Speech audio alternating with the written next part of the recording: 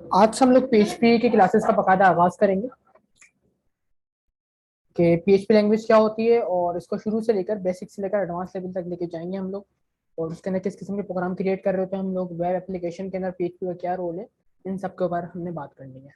लेकिन आज हमारी इंट्रोडक्टरी क्लास है, यानी कि इंट्रोडक्शन है आज पीएचपी का, और उसके बाद हम प्रैक्टिकली क्लासेस की तरफ मूव कर रहे होंगे। सबसे पहले हम बात कर लेते हैं पीएचपी है क्या, थोड़ा सा इंट्रोडक्शन की बात कर लेते हैं, ओवरव्यू की बात कर लेते हैं। तो अगर आप इसके फुल फॉर्म की बात करेंगे तो stand for PHP stand for hypertext pre processor. ये आजकल जो इसका नाम है वो है हाइपरटेक्स्ट प्री प्रोसेसर, लेकिन जब पीएचपी बना था, जब पीएचपी का ओरिजिन हुआ था, तो उस दौरान इसका जो नाम था वो था पर्सनल होम पेज। लेकिन अब जो है इसका नाम चेंज करके कर दिया गया है hypertext pre processor.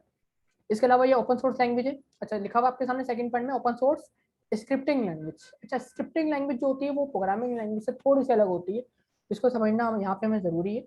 Programming language का मतलब तो ये आपको पता होगा, आपने सी लैंग्वेज में काम किया होगा, सी शार्प में आपने काम किया होगा। तो उसमें क्या होता है, आप कोई प्रोग्राम राइट डाउन करते हो लैंग्वेज के अंदर, तो वो प्रोग्राम जो होता है वो कंपाइलर के पास जाता है, कंपाइलर उस प्रोग्राम को कंपाइल करता है, और उसके बाद कंपाइल होने के बाद वो आपकी मशीन को प्रोग्राम दे रहा होता है, फिर जाके आपका जो कंप्यूटर है, जो मशीन है, वो आपके प्रोग्राम को एग्जीक्यूट कर रहा होता है। यानी कि प्रोग्रामिंग लैंग्वेज एक प्रोसेस होता है पूरा, जिस प्रोसेस से होते हुए हमारा प्रोग्राम गुजर रहा होता है।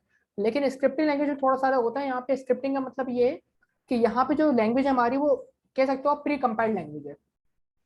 यानी कि जो प्रोसेस वहां पे हमारे पास हो रहे थे कि लैंग्वेज हमारे पास आ रही है, फिर वो कंपाइलर के पास जा रही है, फिर कंपाइलर में कन्वर्ट कर रहा है कंपाइलर उस चीज को, और कन्वर्ट करने के बाद इसको जो है ना प्रोसेसर तक लेके जा रहे हैं। तो ये चीजें यहाँ पे स्क्रिप्टिंग लैंग्वेज के अंदर इतनी डीप में नहीं हो रही थी, क्योंकि यहाँ पे काफी हद तक चीजें हमें प्री कंपाइल्ड या प्री डिफाइंड मिल रही होती हैं। आप कोई भी स्क्रिप्टिंग लैंग्वेज आप पिक कर लें, आप जो है ना जावास्क्रिप्ट की बात कर लें या पीएचपी की बात कर लें, तो जावास्क्रिप्ट में भी स्क्रिप्ट का वर्ड आता है, तो वो भी यही लैंग्वेज है स्क्रिप्टिंग की। लेकिन इसका हरगिज मतलब ये नहीं कि प्रोग्रामिंग लैंग्वेज वाले जो कॉन्सेप्ट है वो यहाँ पे एप्लीकेबल नहीं होंगे।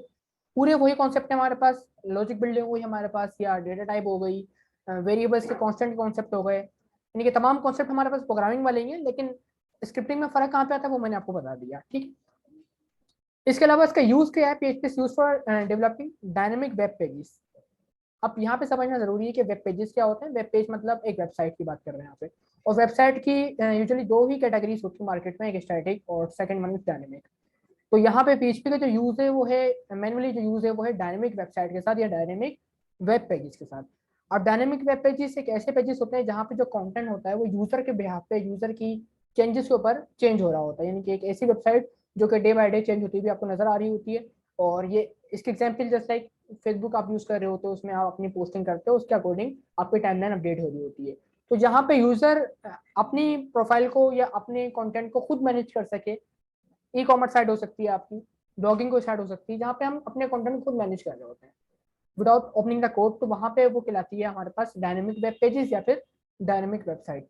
तो इसी किस्म की साइट बनाने के लिए हम पीएचपी को यूज कर रहे होते हैं। इसके अलावा मार्केट में एक और ऑप्शन अवेलेबल है हमारे पास, जो कि हमने डिस्कस किया हुआ ऑलरेडी, डॉट नेट का, जिसके अंदर भी हम डायनेमिक वेब पेजेस या डायनेमिक वेबसाइट्स क्रिएट कर रहे होते हैं। उसी को कॉम्पिटिटर हमारे पास पीएचपी है कि आप डॉट नेट पढ़ सकते हैं, डॉट नेट के थ्रू जो है डायनेमिक वेबसाइट क्रिएट कर सकते हो, या फिर आप पीएचपी के थ्रू कर सकते हो। ऑप्शन नंबर फोर्थ हमारे पास है कि it is used embedded in the form of HTML, यानी कि एचटीएमएल के साथ, जो यानी कि डायनेमिक वेब पेजेस है, वेब पेजेस की जो बेस है वो तो एचटीएमएल ही है। तो यहाँ पे बात करें कि एचटीएमएल के साथ एम्बेड करके हमें यूज करनी है पीएचपी को, यानी कि एचटीएमएल अलग हो गई, हमारी पीएचपी अलग हो गई। एचटीएमएल की फाइल के अंदर ही पीएचपी को यूज कर सकते हो, या इन अदर वर्ड्स पीएचपी की फाइल के अंदर एचटीएमएल को यूज कर सकते हैं, जो बेटर तरीका होगा, ठीक है।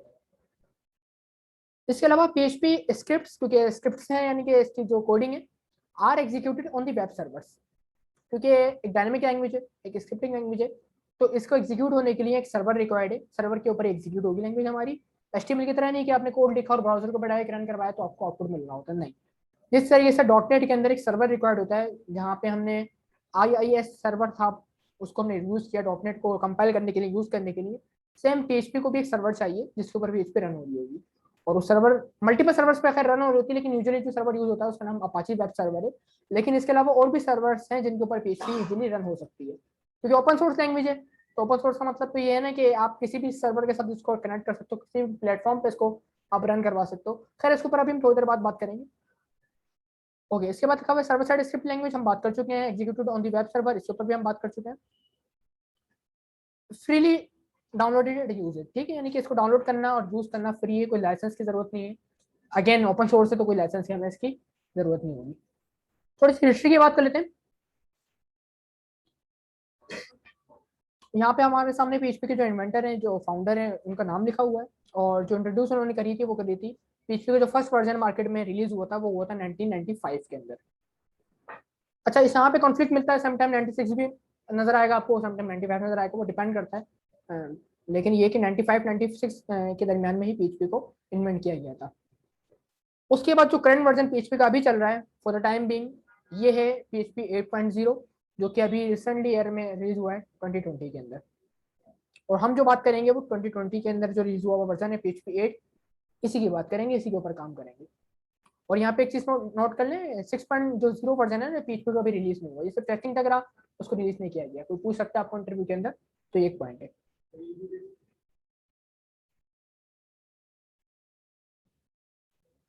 एडवांटेजेस की बात करें अगर, तो सबसे पहले तो ये कि इजी टू यूज है, इजी टू लर्न है हमारे पास, कि इजीली आप इसको इम्प्लीमेंट कर सकते हो, कोई हार्ड एंड फास्ट रूल इसमें है नहीं इतने, फ्रीली अवेलेबल है, कस्टमाइजेबल है।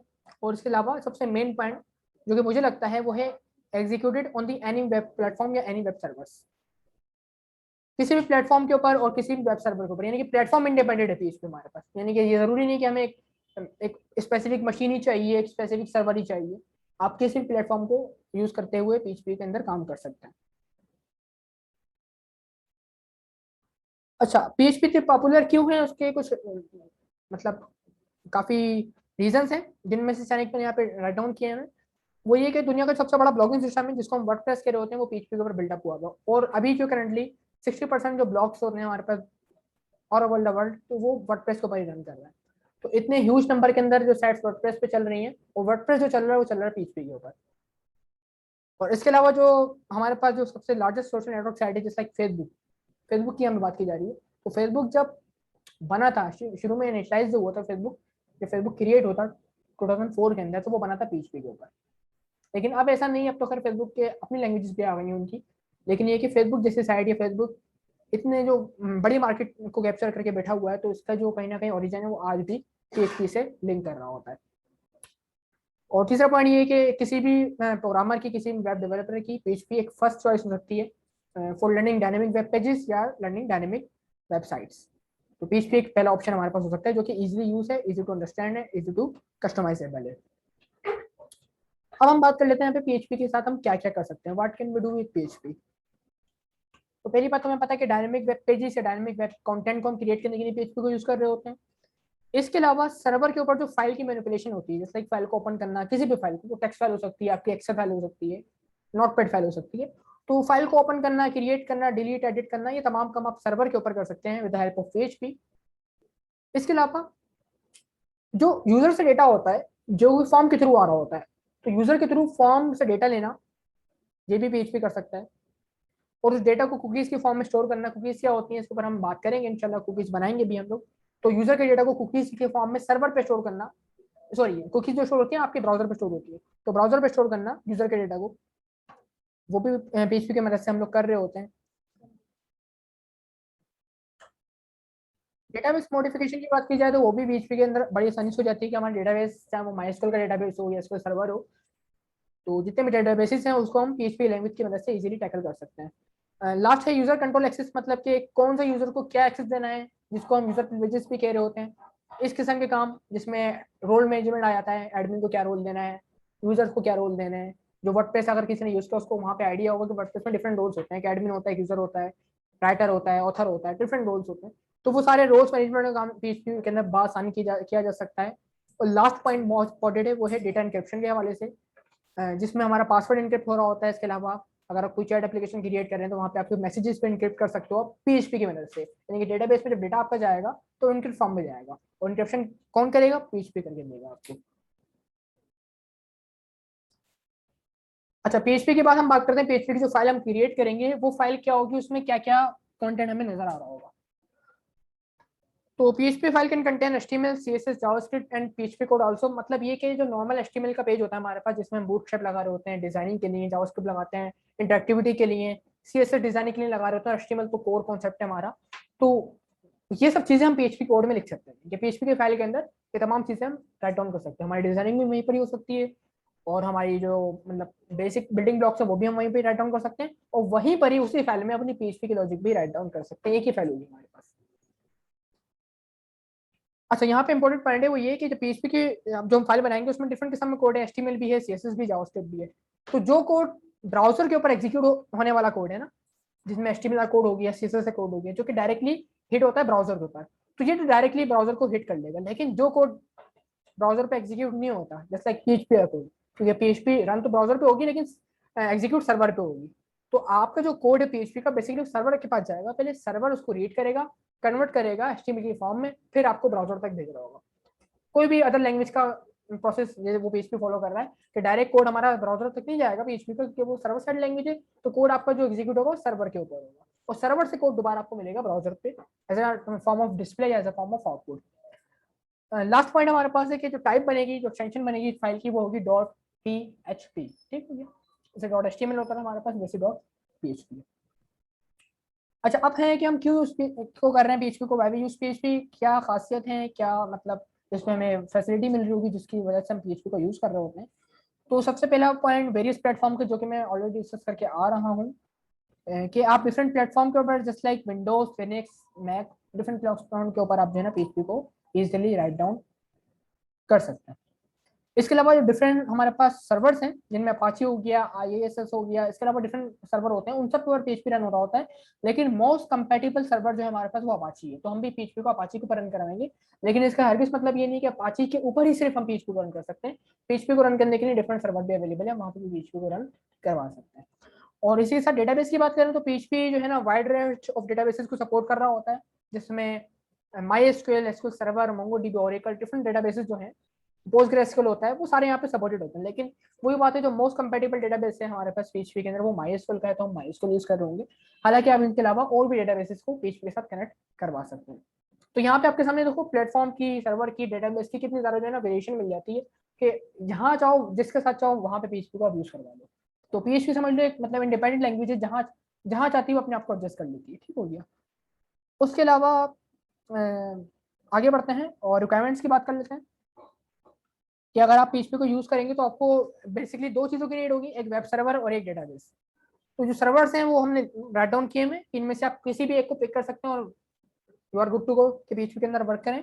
और डेटाबेसेस की बात करें, हालांकि डेटाबेस की अभी हमें खास ऐसा जरूरत नहीं है, लेकिन इन फ्यूचर जब डेटाबेस कनेक्टिविटी कराएंगे, डेटाबेस के साथ मैनिपुलेशन करेंगे, तब डेटाबेस हमें चाहिए होगा, तो वहाँ पे हम MySQL और डिफरेंट डेटाबेसेस हैं इनको हम यूज करवा सकते हैं। लेकिन इन हम ये क्लासेस के अंदर क्या करेंगे, अपाचे वेब सर्वर को यूज करेंगे अपना वेब सर्वर, और MySQL डेटाबेस को यूज करेंगे एज अ डेटाबेस।